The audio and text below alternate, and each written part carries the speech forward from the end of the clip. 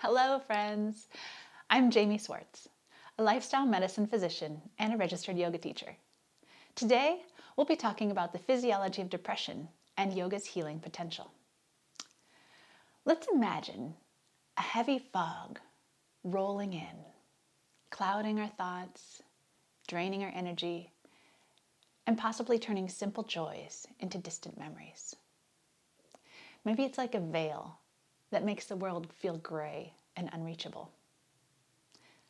That can be like depression, not just sadness, but a profound shift in our brain and body.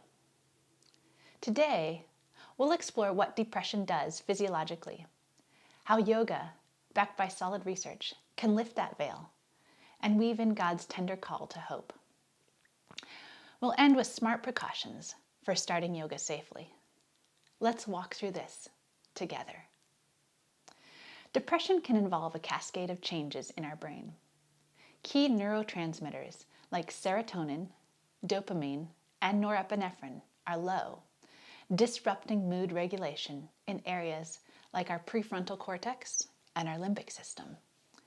The hypothalamic pituitary adrenal axis, or HPA, our stress response, goes into overdrive, flooding us with cortisol that inflames the body and shrinks our hippocampus, the memory and emotions hub. Chronic inflammation from cytokines worsens this, leading to fatigue, sleep issues, and even possibly cognitive fog.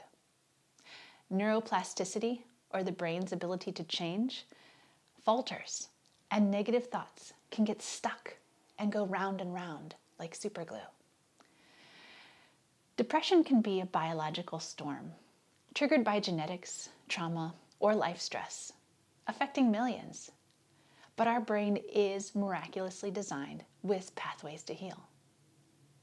This is where God shines through. God sees the fog in our minds and offers renewal, whispering through Isaiah 41:10, "Do not fear, for I am with you. I will strengthen you, and I will help you." Now let's look at the evidence of how yoga can help. It's not a cure-all, but yoga can be a proven ally to help. A 2025 meta-analysis of 73 studies found yoga significantly reduces depression severity, with effects that can be stronger than just passive controls. Another 2025 review of randomized controlled trials showed yoga improves depressive symptoms in diverse groups, enhancing well-being.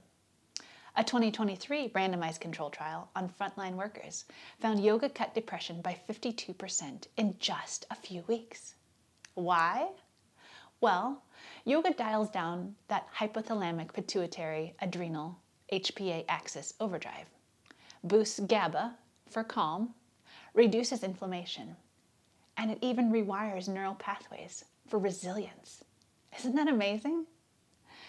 In God's loving care, yoga can be prayer embodied. A gentle, supported child's form becomes surrender, echoing the amplified version of 1 Peter 5:7, casting all our anxieties, our worries, and our concerns on God, because He cares about us with the deepest affection and watches over us very carefully. We're not just easing our depression symptoms. We're opening ourselves to God's love and His gracious, loving kindness and faithfulness that cares so deeply for each one of us. As we close, here are a few precautions to keep in mind as we begin our yoga practice. Make sure to consult your doctor first, especially if you have heart issues or injuries. Start gentle, perhaps with restorative or chair yoga, maybe just 10 minutes a day. Make sure you listen to your body and stop if you feel dizzy or pain. You may want to avoid hot yoga if it spikes your stress.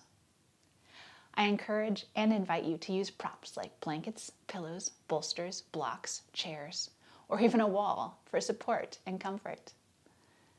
Friends, depression's fog can be heavy, but yoga has been proven to help lift the fog, and God's love and hope is promised. Let's start small.